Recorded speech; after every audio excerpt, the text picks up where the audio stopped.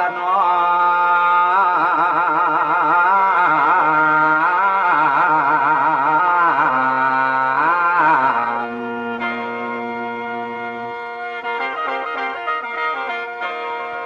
ละฟ้าเอ้ยฟ้าห้องหวนนี่ละหมอลำมวนติดอกติดใจใช้ประโยชน์หลายทางห่างแผ่นเสียงนิยมผมเคยไปหลายที่เป็นแผ่นเสียงที่ดีมีแต่หมอลำเค้นน้ำสกุลดาเหลาพวกมูเจ้าได้ยินหรือสื่อมาฟังจันเสียงเครื่องกระจายมีไหมใส่แทนโฆษณาการขายยุขายยาผ้าให้มีกำไรเคยได้ใช้หรือเปล่าเอามาแม่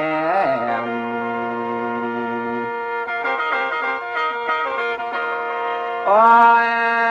น้อ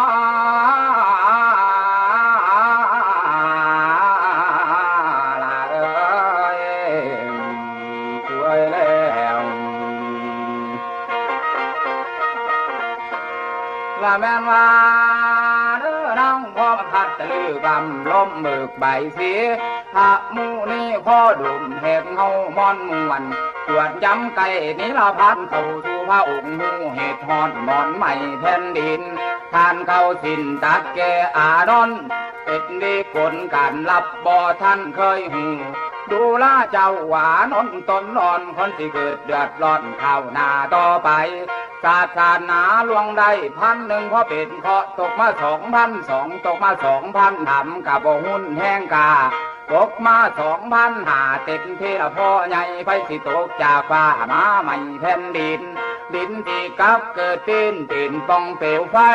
คนตายหลายเลือดนองดินฝ่าในศาสนาไม่ถึงหนีเวคนกระดุมเดียงเป็นเครื่องแค้นแผ่นเด็ดใต้ภายเหนือถูกจำเสื้อพี่ยักษ์ที่มากิน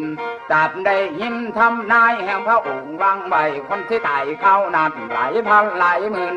ตายย้อนขึ้นระเบิดมั่งบางเขาโตเป็นดินกะกันฟ้าลันลองทับแม่ที่รับตานอนก็เราตายไปด้วยหัวควายมาหมูหมาเคลื่อนที่เพสิเข้าตอกบ้านเมืองเศร้าเสื่อมสุน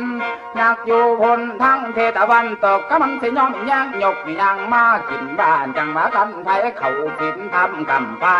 พ่อสะใบอยู่ใดไพ่เว้นเด่นนี้ทานเก่าสีในระหว่างปีจบพศ2,100ลวงมาเดี๋ยวนี้ในปี